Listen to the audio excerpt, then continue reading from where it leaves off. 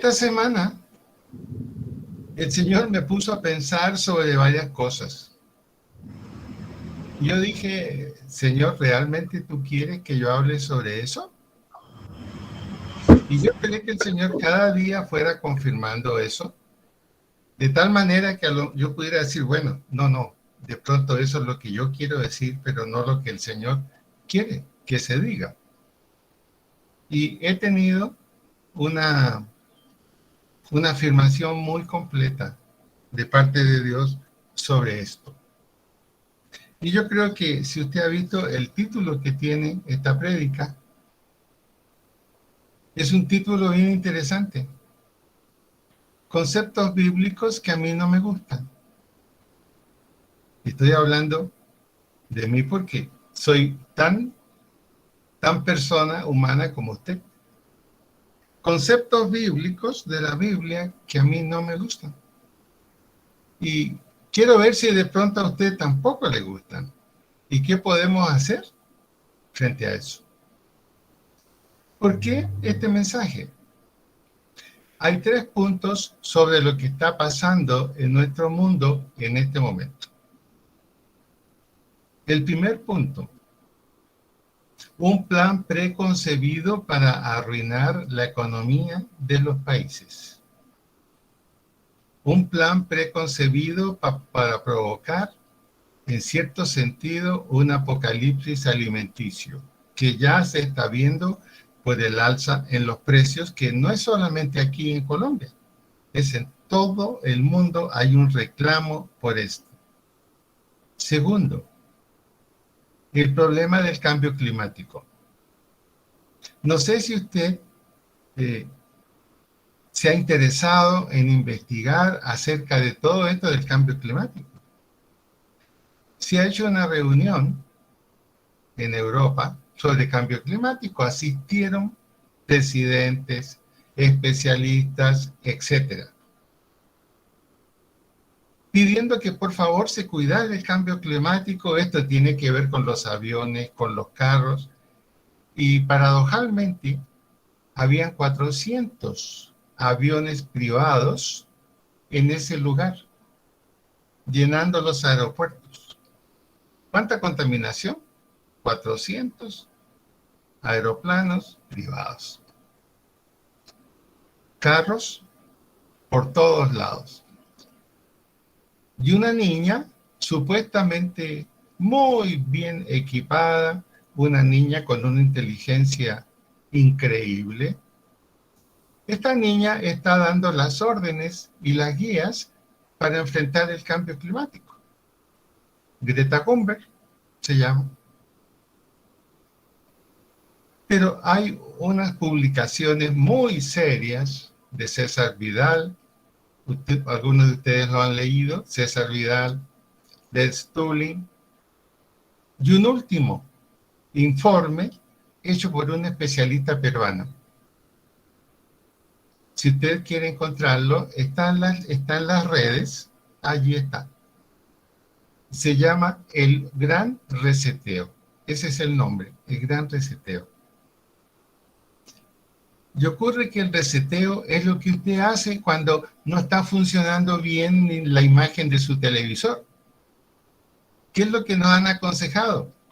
Desconecte un poco la conexión a la electricidad y espere unos cuantos minutos y deje que se resetee. Y queda como empezando desde cero. Y todo se corrige.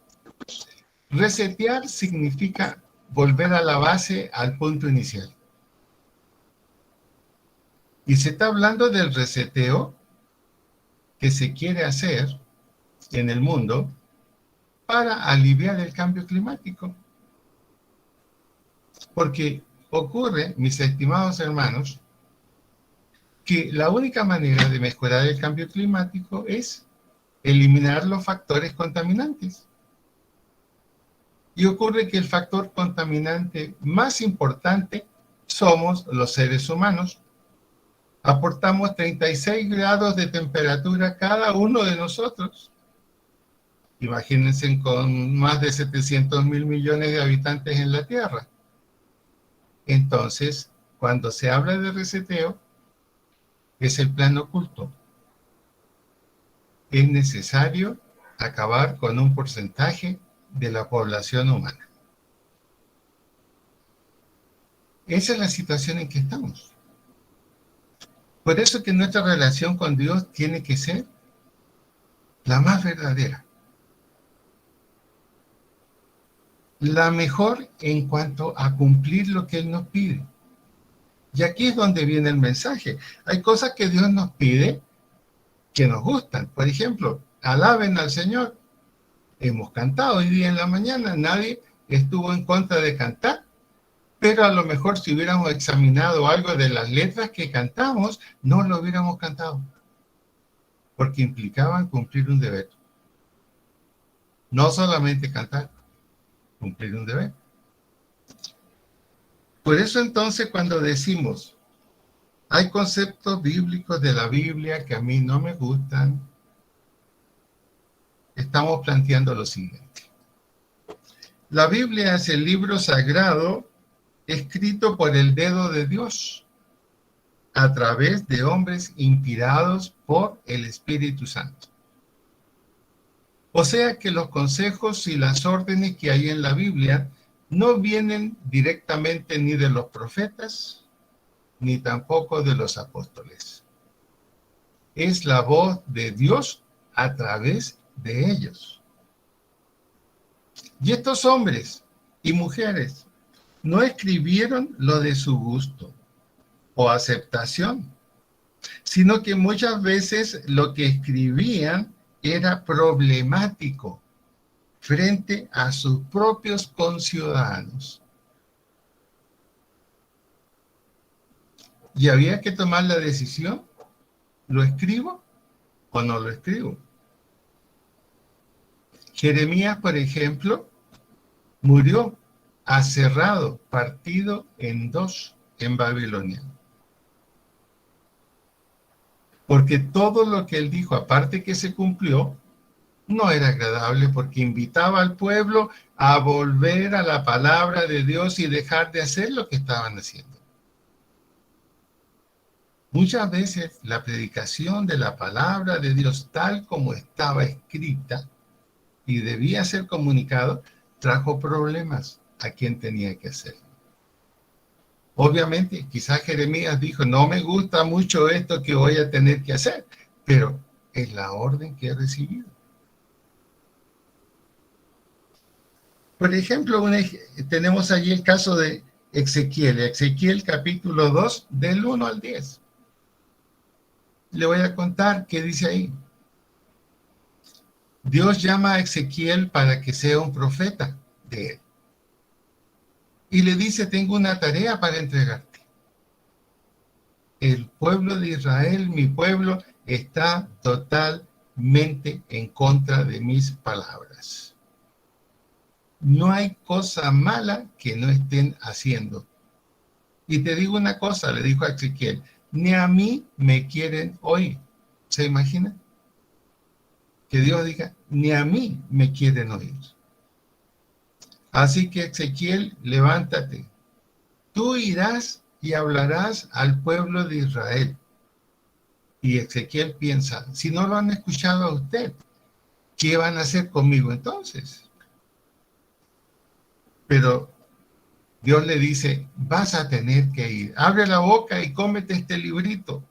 Y al comerlo era amargo en su boca. Esa era la amargura que iba a tener al comunicar el mensaje que tenía que decir. Pero luego cuando ya estaba en su estómago ya no lo sintió amargo. Y Ezequiel preguntó, ¿y por qué tengo que ir? Tú vas a ir para que ellos sepan que hubo profeta que les advirtió. Si el que te escuchare se arrepiente y cambia su conducta, no tomaré la sangre de él. Es decir, no morirá. Pero si el que te escucha, él no cambia, entonces él será culpable de su propia decisión. Pero si tú no le hablares al que se pierde, la sangre de él la cobraré de ti, porque no avisaste al que estaba cayendo. Ese es un ejemplo que no siempre lo que Dios le dijo a los profetas que hicieran fue agradable. Obviamente tenían la opción de negarse. Podían negarse, pero ¿qué hubiera hecho Dios? Ok, ¿quieres negarte? Entonces se acabó el profeta, nombraré a otro. ¿Cuál es nuestra tendencia, mis queridos hermanos?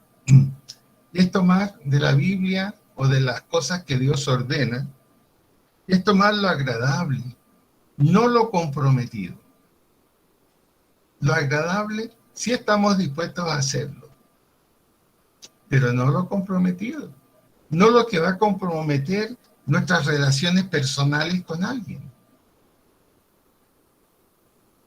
Es la tendencia que tenemos. Sin embargo, delante de Dios eso no es aceptable. Lo podemos hacer, ¿cierto? Pero eso nos trae consecuencias en nuestra vida. Y en el día que estamos viviendo, necesitamos una dedicación y una obediencia completa. Por eso que nuestra tendencia es tomar lo agradable y no lo comprometido. Miren, por ejemplo, leemos en la Biblia: he aquí yo estoy contigo todos los días hasta el fin del mundo. ¡Qué increíble! ¿Cómo nos da tranquilidad esas palabras de Mateo 28? No estoy solo, Dios está conmigo, ha prometido estar conmigo, me va a guiar, me va a aconsejar, va a levantar mis finanzas cuando sea necesario para poder vivir. ¡Qué bueno es Dios! ¡Qué bueno es Dios! Y a veces hay una canción en que la cantamos y la repetimos: bueno es Dios, ¿se acuerdan? Y lo afirmamos. Pero, ¿qué tan bueno es Dios cuando nos pide otra cosa? Y aquí yo estoy contigo todos los días hasta el fin del mundo. Si Dios es con nosotros, ¿quién contra nosotros? Qué alegría cuando nos encontramos con ese versículo. Y la seguridad que sentimos. Yo acepté a Jesús, por lo tanto soy hijo de Dios, el Espíritu Santo está en mi vida. Entonces, si Dios es conmigo, ¿quién contra mí? Y otra vez cantamos la canción: te amo, oh Jehová, esperanza mía, Señor mío. Qué bueno es Dios. Y todo lo que acabamos de cantar hoy en la mañana. Pero se nos olvida un detalle. Cuando unimos estos dos versículos: he aquí yo estoy contigo todos los días hasta el fin del mundo. Si Dios es con nosotros, ¿quién contra nosotros? Para que eso se cumpla verdaderamente, hay una condición. El último versículo de la Gran Comisión: he aquí yo estoy con ustedes todos los días hasta el fin del mundo, pone una condición que está al inicio de la Gran Comisión: ir por todo el mundo y predicar el Evangelio a toda criatura, enseñándoles todas las cosas que yo os he enseñado, bautizándoles. Ahí cambia. ¿Qué está diciendo la Biblia? ¿Quieres que yo esté contigo a tu lado todo el tiempo preocupándome de ti? Necesito ahora que hagas la parte que te corresponde. Y nos va a pasar como a Ezequiel. Algunos van a escuchar, otros no van a escuchar. Hay amigos que vamos a perder. ¿Estamos dispuestos a eso? Más bien decimos: Señor, realmente yo no sé por qué escribiste esto, por qué lo permitiste. Tú eres amor, es un amor que dura siempre. ¿Por qué me pones en esta situación? Uno de los grandes problemas que tenemos en las iglesias cristianas es que hubo un tiempo en que nos encantaban los grupos de oración. Pero en esta pandemia Muy pocos hay. ¿Por qué razón? Porque no nos encontramos con gente que está feliz o contenta con todo lo que ha pasado o está pasando. Hay gente que nos va a decir de una vez delante de nosotros, ¿y dónde está su Dios? Este Dios de amor que usted me está presentando, este Jesucristo que murió en la cruz por mí, ¿por qué no hizo algo para evitar la pandemia? ¿Cómo quiere que le crea? Y tendremos que aceptarlo. Y tendremos que decir, no, Dios no ha cambiado. Crea en Él. Ahora, yo le pregunto, si usted está dispuesto a hacer esto, que es lo que nos está pidiendo el Señor, y que no es agradable, y que puede traer pérdida de amigos, o decir que estamos medios locos, chiflados. ¿Estamos dispuestos a eso? No es agradable. Lo leemos y lo tratamos de comprender de otra manera. Fíjense que el Señor Jesucristo no pudo eludir esto. Había hecho toda su misión perfecta. Faltaba lo último, ir a la cruz. Y esa noche, antes de tener que enfrentar las guardias, el juzgado y todo eso, se retiró a orar solo. Fíjese lo que dice la Biblia. Ahí no oró con sus discípulos, se fue un poco más allá. ¿Por qué? A lo mejor no quería que lo escucharan. Pero alguien lo escuchó porque quedó en la Biblia. Alguien lo escuchó. Seguramente Juan, el que siempre estaba al lado de él. Entonces, ¿qué dijo Jesús? Señor, todo está hecho. Pero hay una cosa que, por favor, si puedo evitar ir a la cruz, si puedo evitar tomar esa copa, ¿por qué no lo hacemos? El propio Jesucristo dijo, esta parte del plan no me gusta. ¿Hay alguna otra cosa que podamos hacer? Y la respuesta fue el silencio de Dios. Y Dios no habló con él. Dios no da explicaciones, ni se las dio a su propio hijo. Mandó ángeles para que hablaran con él. No las va a dar a nosotros. Escrito está y así se hace. ¿Y cuál fue la decisión final de Jesús? No como yo quiera, sino como tú quieres. El Señor Jesucristo también pasó por la experiencia de cosas que no eran agradables de hacer, pero tuvo que hacerlo. Nos alegramos cuando decimos, Jesucristo, quien nos dio salvación y vida eterna, y lo leemos en Juan, es parte del nivel 1.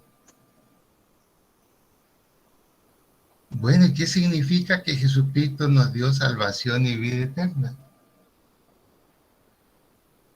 Que tenemos que compartirla. Escuchen o no escuchen. Tenemos que compartirla.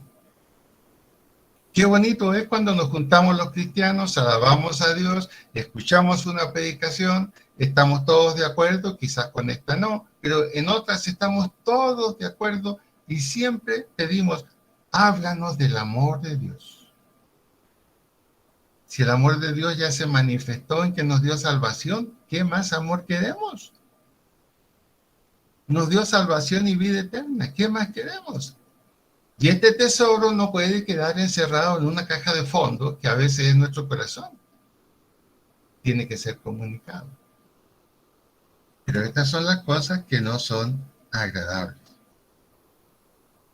En segunda de Tesalonicenses 3:13, puede anotarlo para después que usted lo estudie. Segunda Tesalonicenses 3:13. Allí dice lo siguiente. Y vosotros, hermanos, no se cansen de hacer bien. Y fíjense que en la NBT, dice, y vosotros, hermanos, no se cansen de hacer el bien. Añadieron el bien. ¿Y cómo cambia absolutamente la frase? Yo puedo pararme delante de Dios y decirle, Señor, yo siempre hago el bien, yo trato de hacer el bien. Le doy algo a alguien, le ayudo en su situación, ok. Pero eso no es lo que dice el versículo.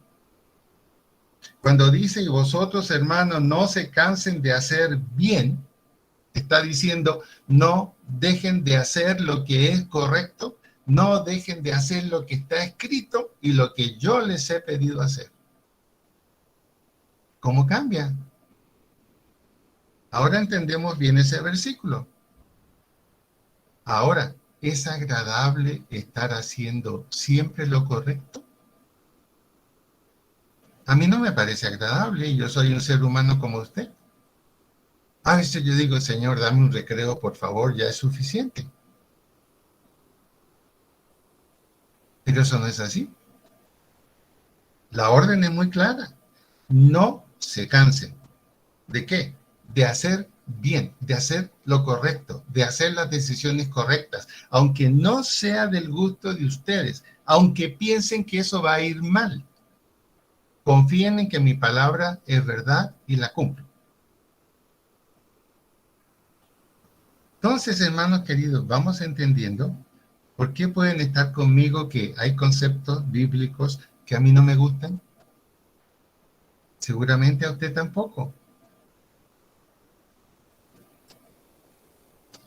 Otro ejemplo. ¿Cuántos de ustedes y yo no gustamos del Salmo 23? Es un salmo hermoso, de confianza, de seguridad. ¿Pero qué dice? Jehová mi pastor, nada me faltará. En lugares de delicados pastos, etc. Todo es perfecto y hermoso. Pero hay una parte de ese versículo que dice, y aunque ande en sombra de muerte. Los cristianos solo podemos andar en dos lugares, o andar en luz o andar en sombra. Y vamos a entender este versículo con lo que dice. Aquí está diciendo, aunque ande en sombra de valle de muerte. No significa solamente muerte física, sino estar en un lugar donde no corresponde, haciendo lo que no corresponde, diciendo lo que no corresponde. Note por qué David escribió esto. David sabía por qué lo estaba escribiendo. Y él agrega, pero tu vara y tu callado me infundirán aliento. En otras palabras, tu vara y tu callado me sacarán de aquí. ¿Para qué es la vara, estimado hermano? ¿Para qué es el callado? El callado, esa vara con un gancho adelante que se usa para coger la pata de una oveja cuando se sale del redil o se sale de la fila.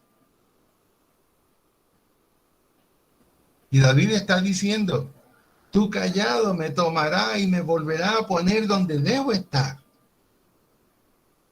¿Y la vara? ¿Para qué es la vara?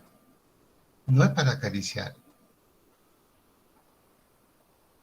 El pastor la usaba para afirmarse, pero también para darle unos golpecitos a la oveja que no quería hacer caso. Entonces, cuando vamos mirando realmente lo que nos quiere decir Dios en su palabra, ¿qué tan agradable es? Tengo que tomar la decisión de no estar donde no debo estar, de no ir donde no debo ir, de no hacer lo que Dios me dice no haga. David lo hizo y con vara y con un callado el Señor, por su misericordia, lo sacó y lo puso otra vez como rey, pero ya no era lo mismo. Su gran deseo, construir el templo que tenía todo listo, no lo vas a cumplir, tus manos están manchadas de sangre.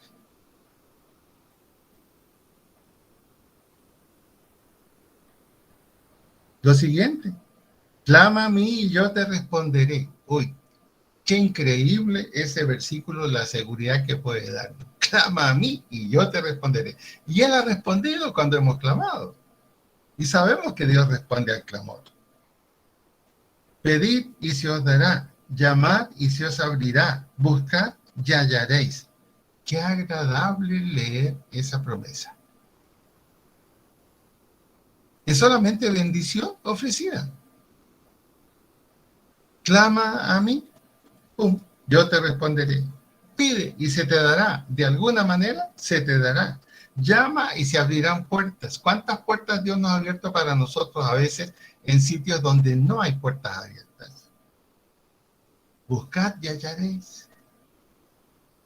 Qué agradable es leer esto. Salmo 138, 1 al 3. Te alabaré con todo mi corazón, delante de los dioses te cantaré salmos. Me postraré hacia tu santo templo y alabaré tu nombre por tu misericordia y tu fidelidad, porque has engrandecido tu nombre y tu palabra sobre todas las cosas. El día que clamé, me respondiste. Me fortaleciste con vigor en mi alma. Te alabarán, oh Jehová, todos los reyes de la tierra. Qué bonito es cuando nosotros podemos dar esa acción de gracias. Cuando Dios nos ha bendecido. ¿Se acuerdan de esa canción? Qué bonito es alabar a Dios cuando las cosas van bien. ¿Se acuerdan de esa antigua que cantábamos? Bueno, ahí está. Qué bonito es eso. Pero ¿y cuando la respuesta de Dios es otra? ¿Estamos dispuestos a decir, gracias Señor, has hecho lo mejor? No, no es agradable. No es agradable. Romanos 8:28. ¿Qué dice Romanos 8:28? Todas las cosas ayudan a bien.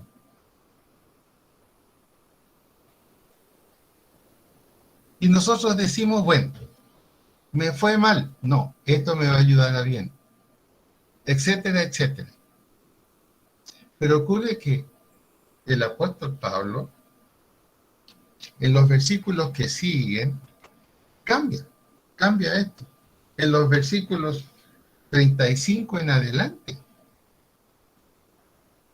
Ahí se nos muestra que hay cosas que no ayudan a bien. Cuando somos criticados por predicar el Evangelio, cuando se nos cierran las puertas, cuando hay rechazo. Ahora, ¿estamos dispuestos a admitir que esas cosas ayudan a bien? Que un vecino no esté de acuerdo con que un cristiano sea su vecino. ¿Ayudan a bien esas cosas? Pero Pablo dice, todo ayuda a bien. ¿Cuándo ayuda a bien? Cuando estamos haciendo lo que Dios corresponde para Él, independiente de las consecuencias. Nuestro gran problema es medir las consecuencias. Si son negativas, rechazamos. No, mejor no lo hacemos, que lo haga otro por nosotros.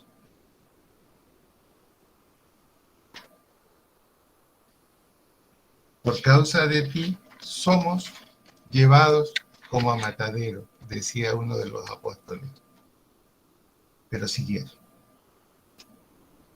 Entonces, hermanos, hay pautas de conducta cristiana muy agradables y otras que no son agradables. Y ustedes saben muy bien como yo que vamos entrando a un tiempo en este mundo en que vamos a conocer más lo desagradable, que ya lo estamos viendo. La voz de Dios tranquiliza, pero a veces es dura y fuerte. ¿Cuál es la que más me gusta? Romanos 13, capítulo 12. Capítulo muy conocido. Toda autoridad es puesta por Dios. Las que hay por Dios han sido establecidas. No resistir a la autoridad. Pregunto, ¿Es agradable aceptar la autoridad? En la iglesia, en la vida cristiana o en cualquier otra cosa, ¿es agradable aceptar que hay autoridad? A veces algunos de nosotros los cristianos rechazamos la autoridad. Oímos lo que la Biblia dice autoritativamente. Dice, someteos a vuestros pastores, no hagáis esto otro, etcétera. Hay una serie de consejos de autoridad. Pero rechazamos la autoridad. Queremos ser autoridad. Y en los planes de Dios, Él quiere darnos autoridad, pero que primero aprendamos a estar sujetos. Que aprendamos algo, hermanos. En el mundo en que vivimos, siempre encontraremos alguien que será autoridad sobre mí. Siempre habrá que darle cuentas a alguien, en el mundo, en todo, siempre. Hasta que un día, como premio a la obediencia y observación de los jefes, se nos dé autoridad. Pero ese camino a veces no nos gusta. No nos gusta. ¿Y por qué tengo que obedecer en todo? ¿Acaso no tengo una mente para pensar? Claro que sí. Pero la autoridad hay que aceptarla. La autoridad justa y la autoridad injusta hay que aceptarla y orar por ella para que el Señor la quite.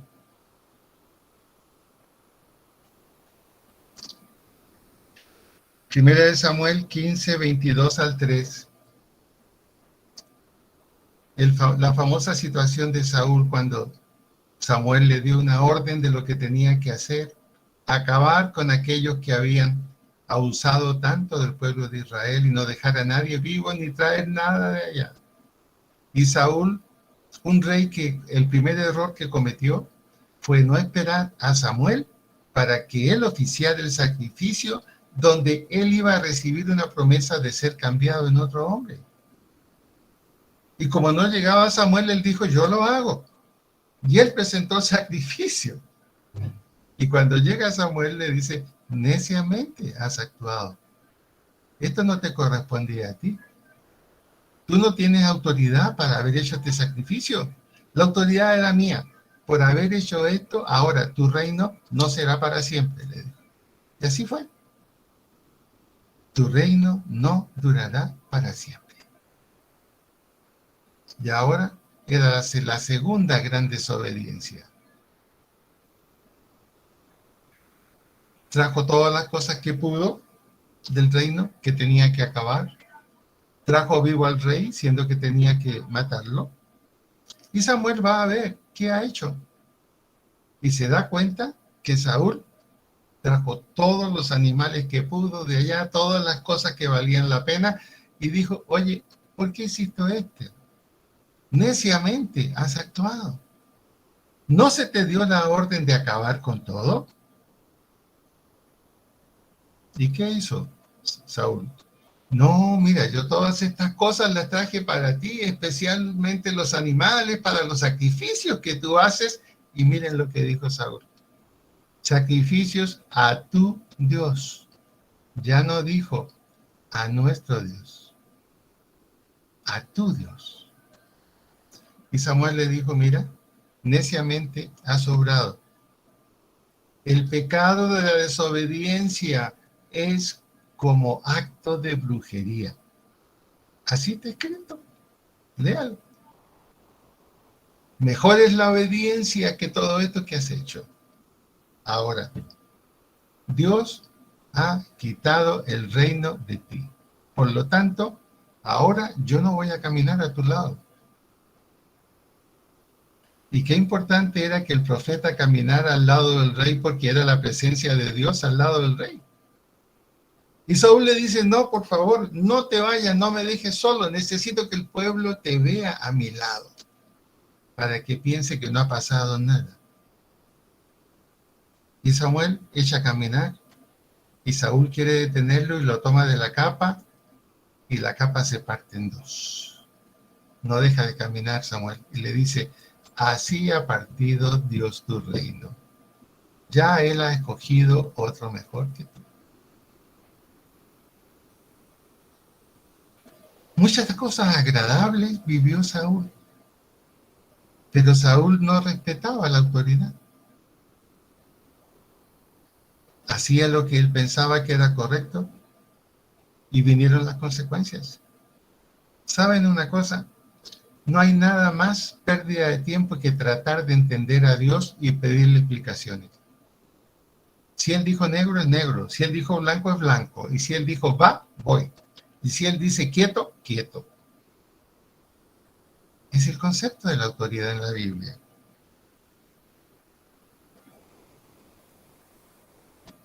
Aquí tienen ejemplos, muchos. Y seguramente pueden encontrar más en la Biblia. Otra vez, Mateo 28. La gran comisión es dura, no es fácil. Estamos cumpliendo la gran comisión, estamos comunicando el Evangelio a los que no han conocido al Señor, los que ya tenemos niveles y ya hemos caminado bastante en el conocimiento de la Biblia. Estamos teniendo un grupo de oración, no un grupo de amigos con los cuales hablamos por teléfono.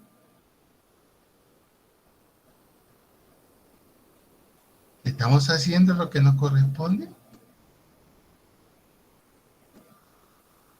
En Malaquías, capítulo 1, versículo 6, puede anotarlo y verlo luego y estudiarlo en su casa. Malaquías 1:6. Dice, el hijo honra al padre y el siervo a su señor. Dice entonces Dios, si yo soy señor y también soy padre y aparte de eso soy rey, ¿dónde están los que me deben honrar? ¿Por qué está diciendo esto Malaquías? Porque le está hablando al pueblo de Israel en su peor momento, en que habían desafiado a Dios en no hacer lo que Dios les había pedido. Se habían burlado de la ley, es decir, vivían una vida desfachatada.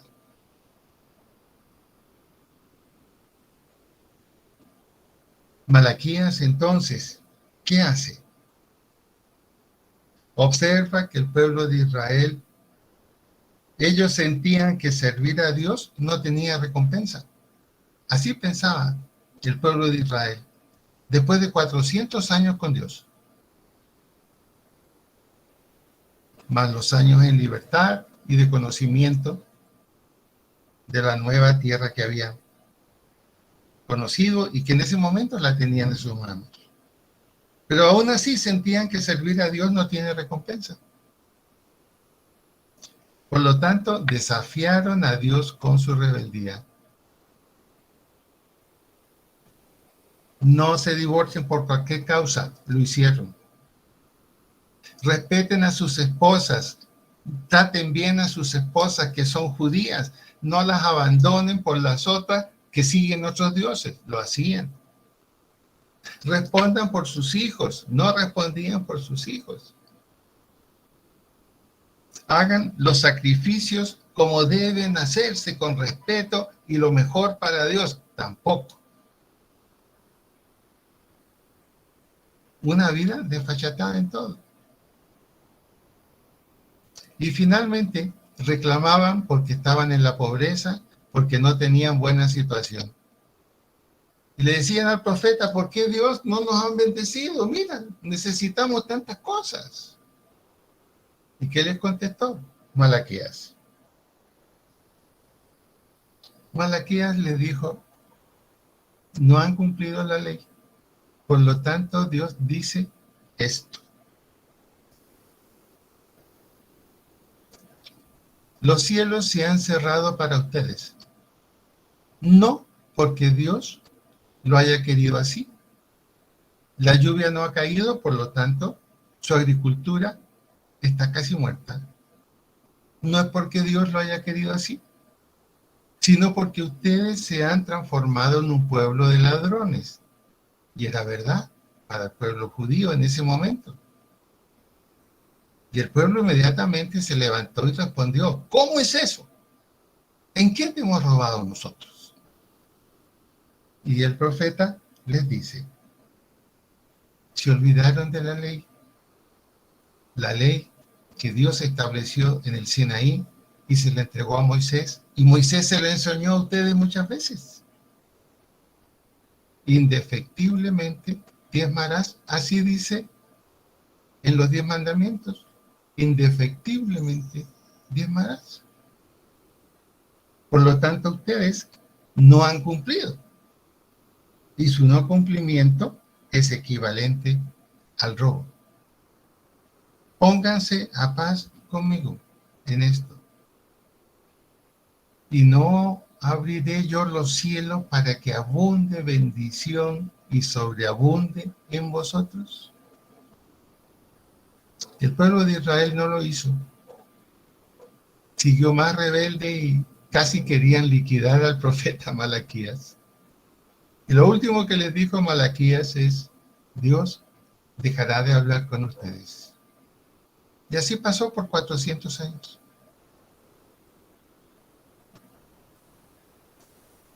Verdaderamente tengo razón cuando digo que hay ciertas cosas, hay ciertas palabras de la Biblia que no me gustan, que son duras. Pero lo que Dios me pide es, hágalo, cúmplalo. Dios es Señor y Padre nuestro.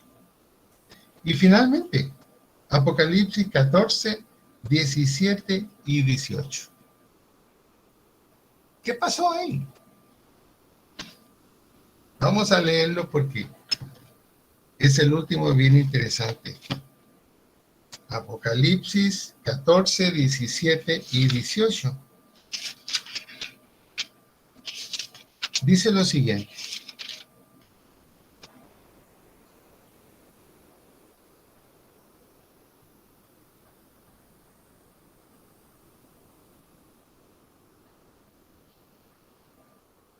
No es Apocalipsis 14, 17 y 18.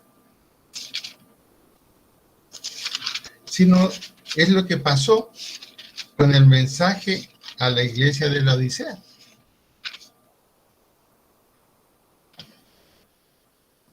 Y allí, en el mensaje de la iglesia de la Odisea, hay una reconvención de Dios.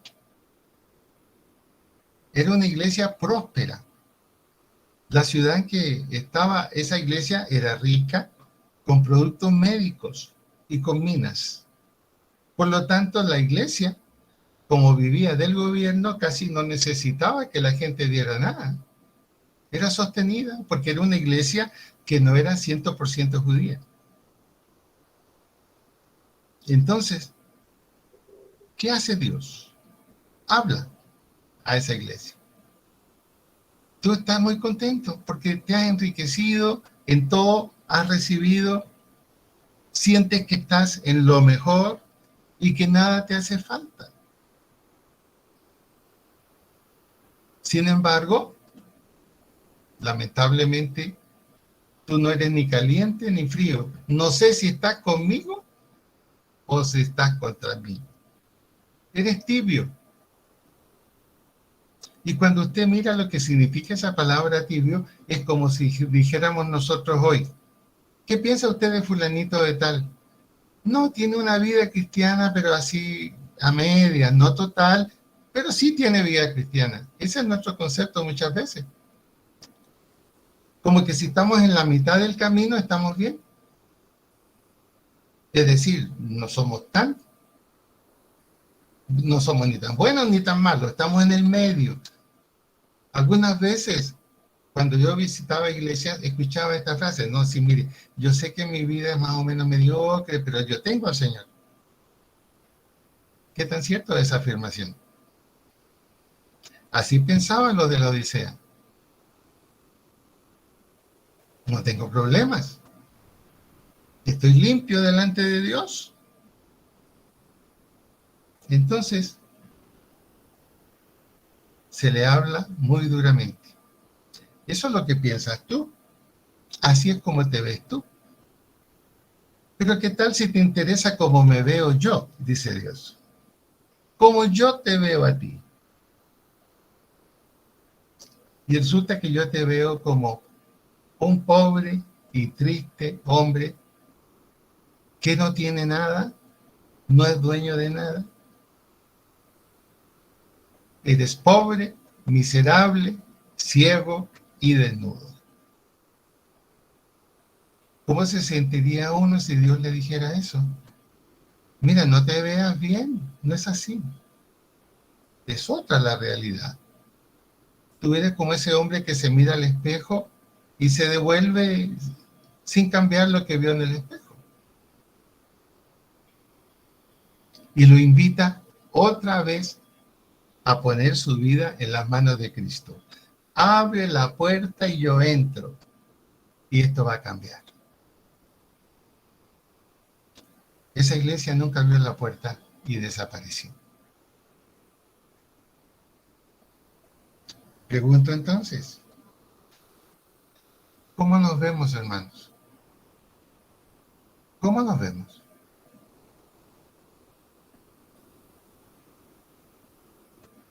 Disfrutamos la palabra de Dios, tanto la que nos exalta, nos libera, nos ayuda, nos da seguridad, nos dice una y otra vez que el Señor está a nuestro lado y que el Espíritu Santo no nos ha abandonado.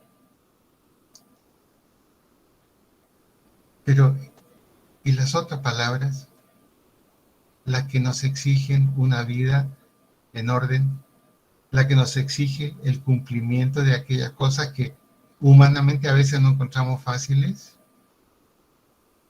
¿Creemos o no creemos que la palabra de Dios es toda? Tanto la que me gusta como la que no me gusta. Los tiempos que vienen, mis estimados hermanos, son donde realmente la salvación será para aquel que ha recibido a Cristo y es fiel. Eso dice la Biblia. No dice otra cosa. La salvación no se pierde porque Dios quiere que se pierda. No. La salvación o se tiene o no se tiene. Y eso implica reconocer que todo lo que Dios dice en su palabra es bueno, aceptable y proviene de la autoridad. Yo lo invito a que este día en su casa repase estos versículos que mencionamos, estas situaciones que analizamos, y al igual que yo lo voy a hacer, hagamos un examen personal. A veces nuestra falta de fe nos impide cumplir con lo que Dios nos pide. Tenemos temor que nos va a dejar botados en el camino. Entonces tengo que asegurarme yo.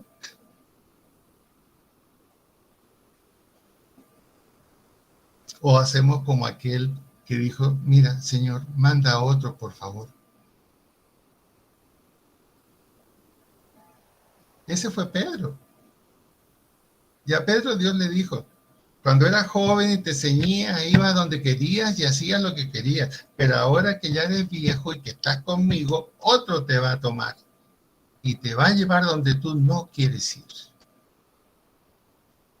Le estaba diciendo la cruz. Pero la cruz significa salvación. Les invito, hermanos, a que oremos y pensemos en esto. Vivimos tiempos que son los últimos. A veces solamente lo decimos porque la Biblia lo dice, pero tenemos que internarlo en nuestra conciencia. Es verdad, estamos en los últimos tiempos. Y no solamente tenemos que compartir el Evangelio, sino que nosotros debemos mantenernos en la fe completa. Y esa decisión, si la tomamos, créame que el Señor la va a respaldar, sin lugar a dudas.